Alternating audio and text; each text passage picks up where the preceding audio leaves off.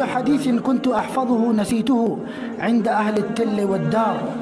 جرت دموعي على أعتاب داركم يا مصر كل الهوى في نيلك الجاري. يا مصر أنت كوكبة العصر وكتيبة النصر وإيوان القصر. أنت أم الحضارة ورائدة المهارة ومنطلق الجدارة وبيت الإمارة ومقر السفارة ومهبط الوزارة. من أين نبدأ يا مصر الكلام وكيف نلقي عليك السلام قبل وقفة الاحترام؟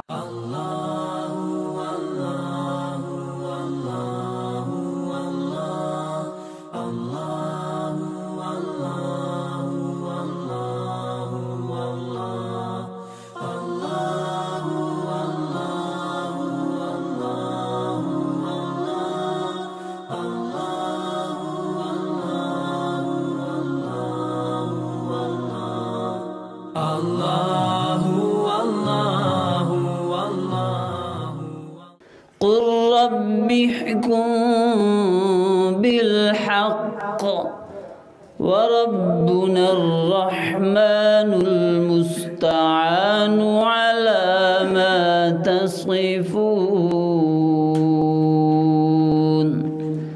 صدق الله العظيم.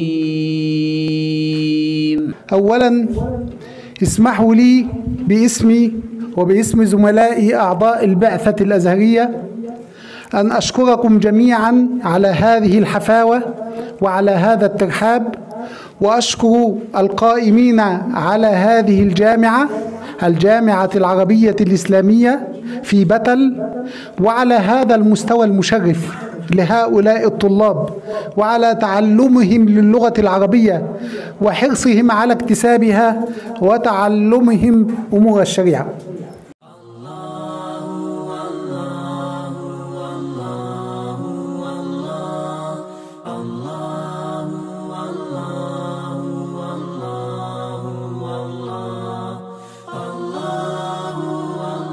معالم وسطية الإسلام، لأن تلك الوسطية هي منهج الإسلام، لأنها تعني الاعتدال والتوازن في فهم الإسلام.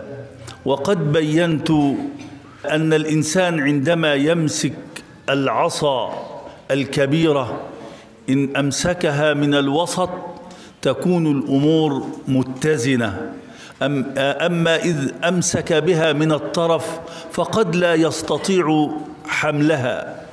وبينت أن الوسطية بذلك تعني المنهج العدل، والذي يتوافق مع مهمة النبي صلى الله عليه وسلم في قول الله: وما أرسلناك إلا رحمة للعالمين.